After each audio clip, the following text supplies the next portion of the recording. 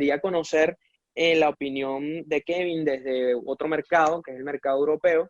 Y te voy a añadir una pregunta, Kevin. Me gustaría conocer los desafíos que tú ves hoy en el mercado europeo, donde tienes presencia. Quizás también operas en otros mercados, entonces me gustaría ver si nos puedes dar una visión un poco más cosmopolita, la visión de Europa y una visión de Latinoamérica sobre lo que nos aportaron nuestros compañeros latinoamericanos, quienes también tienen una visión global y nos dejaron permear algunas ideas de la visión global. Pero quiero cerrar este panel dándote, digamos, la palabra para que nos digas el estado en Europa y cómo ves tú a nivel global Latinoamérica, Europa, entre otros mercados, y nos puedes dar tu impresión. Adelante. A ver, yo el mercado latinoamericano la verdad es que lo desconozco, conozco más Medio Oriente, Europa, Reino Unido, bueno, el norte de Europa, etcétera, etcétera. En Europa la implementación creo que es una fase que ya se ha superado, porque viene por mandato europeo, se han creado una serie de normativas de marco regulador de obligado cumplimiento que ha llevado a los gobiernos a adoptar estas metodologías. ¿Cómo? Los gobiernos han funcionado como palanca, ¿no? Yo si tengo una empresa y quiero trabajar para el gobierno, pues tengo que presentarles los proyectos en metodología BIM por todos los beneficios que tengan. Pero si yo quiero trabajar para el gobierno, a mí me importa conseguir eso, ¿no? Entonces, ya una vez que instauro esa implementación para mi empresa, evidentemente no voy a trabajar de dos formas. Implemento una y la hago lo más eficiente posible. Yo creo que cuando hablamos de BIM, yo creo que para mí lo más importante es la información, ¿no? Esto es una base de datos. O sea, olvidémonos de que es un modelo 3D, de que sí, que podemos simular cosas, podemos hacer un montón de historias, sí, pero esto, yo siempre le digo a mis alumnos que esto va mucho más allá. Esto es una puerta de entrada a cosas que actualmente en Europa ya se empiezan a plantear y que yo creo que desde Latinoamérica ir un poco por detrás puede aprender de los errores de Europa y evitarlos. O sea, es una posición ventajosa en el fondo.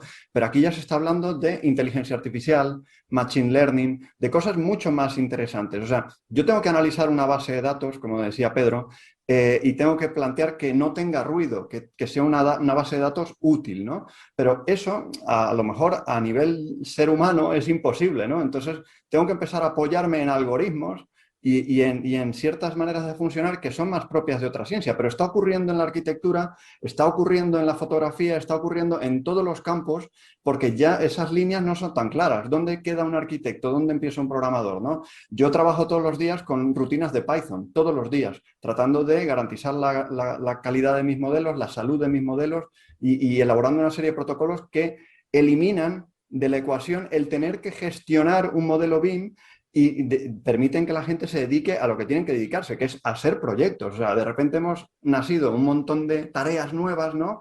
Y de repente nos vemos en una serie de protocolos y no avanzamos en los proyectos. Entonces, lo importante es apoyarnos en esa metodología, pero la metodología en sí misma no es la finalidad. Nuestra finalidad sigue siendo la misma de siempre, pero hacerlo un poco mejor, ¿no? Entonces, desde ese punto de vista, en Europa lo que se está apostando es muchísimo por la automatización de procesos, como bien decía Pedro. De hecho, yo llevo 3 años únicamente dedicado a eso, a la formación en eso y al trabajo en ello.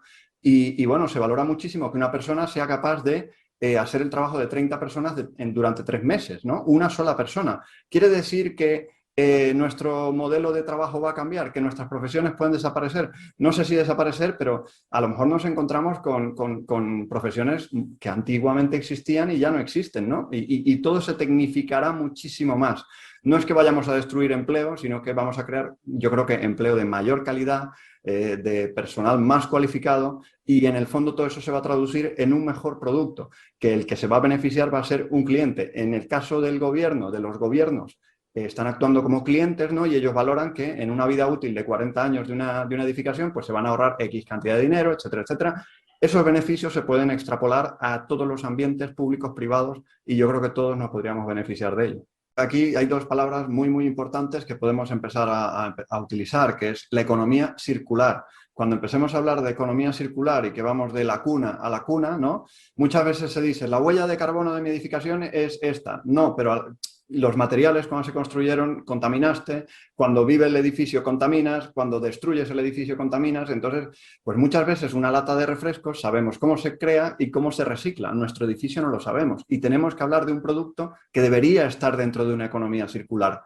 Yo soy Kevin Himmelreich, soy instructor certificado Autodesk desde hace más de 6 años, he formado a más de 600 personas y me he creado el primer máster de automatización de procesos BIM que cuenta con unas 200 horas y unos 3 años de vida. Y bueno, he desarrollado también un manual específicamente sobre esta temática.